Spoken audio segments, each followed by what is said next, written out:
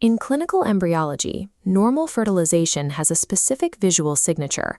Following insemination, the extrusion of the second polar body and the appearance of exactly two distinct pronuclei, or 2PN, indicates the expected start of development. But biological processes vary. Occasionally, an atypically fertilized embryo will present with only a single pronucleus, referred to as a 1PN zygote. This visual anomaly triggers a strict clinical heuristic. Because only one nucleus is visible, the standard assumption is that the embryo is haploid, possessing only half the necessary chromosomes, or that it is the result of parthenogenesis. Parthenogenesis is a form of reproduction where an egg begins dividing without a paternal genetic contribution. Driven by this assumption of genetic abnormality, standard operating procedures across most clinics dictate that 1PN embryos are automatically discarded or heavily deprioritized for transfer. That protocol is now conflicting with physical evidence. Clinical reports show that transferring 1PN blastocysts can result in healthy live births.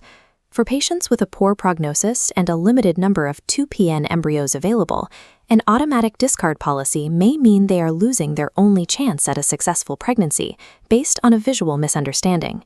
To resolve this, researchers conducted a systematic review and meta-analysis to evaluate the developmental and clinical outcomes of 1PN embryos.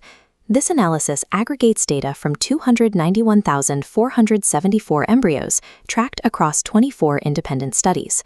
This flow diagram outlines the search strategy. Researchers filtered 267 initial records across PubMed, Embase, and the Cochrane Library to isolate the 24 studies that met strict clinical eligibility criteria. The study directly compared the outcomes of 1PN cohorts against 2PN control groups, stratifying the data by fertilization method and whether the embryos underwent genetic testing. With a data set of nearly 300,000 embryos, these findings allow clinics to replace visual heuristics with protocols based on clinical evidence. We have to answer a core biological question. Why does a fertilized egg present with only one visible pronucleus? One pathway is true parthenogenesis, creating a non-viable haploid embryo. A second mechanism involves a single large pronucleus enclosing both genomes. Third, asynchronous development causes premature pronuclear breakdown before the check window. Finally, two distinct pronuclei can fuse into one before observation. In 3 of these 4 mechanisms, both parent genomes are present. A 1PN presentation is frequently a morphological illusion, masking a perfectly viable diploid embryo. Identifying a diploid 1PN is only the first step. These embryos must clear a severe developmental hurdle, the rate of blastocyst formation. A blastocyst is an embryo that has developed for 5 to 6 days after fertilization. The raw data confirms that 1PN embryos exhibit a significantly lower blastulation rate than 2PN controls. This forest plot charts blastulation rates. Section A shows a risk ratio of 0.50, meaning 1PN zygotes are half as likely to reach the blastocyst stage. Section B shows this reduction holds for good quality blastocysts, yielding a 0.44 risk ratio. These rates remained consistent regardless of the insemination method or the control strategy used by the clinics in the analysis. This bottleneck has high clinical utility. Extending culture to day 5 or 6 acts as a natural biological filter, halting the growth of non-viable true haploid 1PNs. While the initial attrition is steep, the true question is the prognosis of the fraction of 1PN embryos that survive to become full blastocysts. We can begin answering that by evaluating the clinical outcomes for 1PN blastocysts transferred without genetic testing. This chart breaks down the live birth outcomes. Looking at the top subsection for untested embryos, 1PN blastocysts show a lower overall live birth rate than 2PNs, landing at a subtotal risk ratio of 0.81. However, the top-line number hide a critical divergence based on how the egg was fertilized in the laboratory. When separating the data, embryos created via ISI, where sperm is injected directly into the egg, perform significantly worse, carrying a risk ratio of 0.26. Embryos originating from standard IVF, where sperm naturally penetrate the egg, sit at 0.93. At 0.93, the 1PN IVF subgroup showed no statistically significant difference in live birth rate compared to their normal 2PN IVF control counterparts. Furthermore, the overall miscarriage rates for these untested blastocysts remained similar to the 2PN controls. For cohorts lacking genetic testing, an untested 1PN IVF embryo is a remarkably viable transfer option, whereas 1PN ICSI cases require more caution.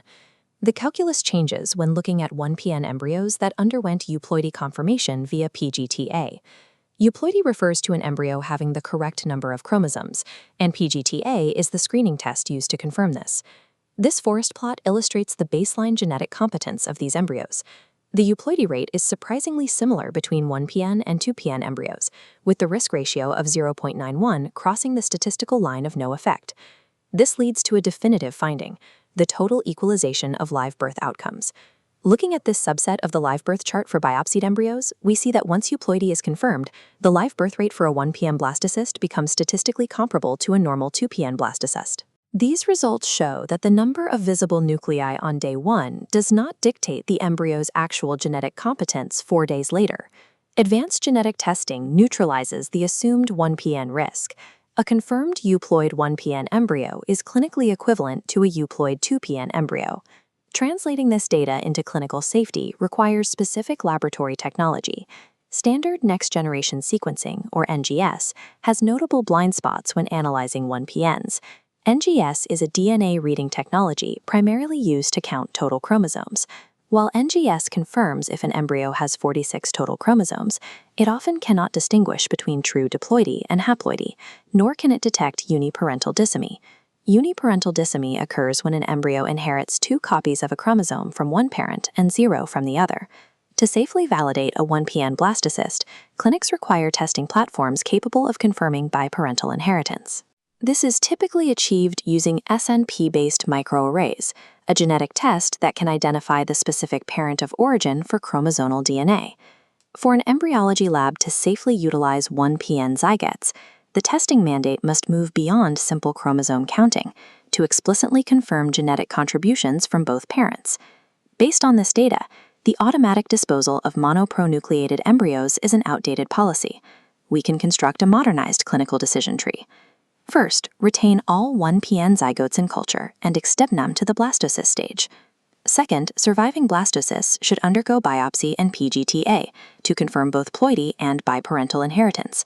Finally, if standard 2PN options are unavailable, these confirmed euploid 1PN embryos become prioritized transfer options. Data from nearly 300,000 embryos proves that an atypical start does not guarantee a biological failure. 1PN embryos are a viable clinical pathway and should no longer be automatically discarded.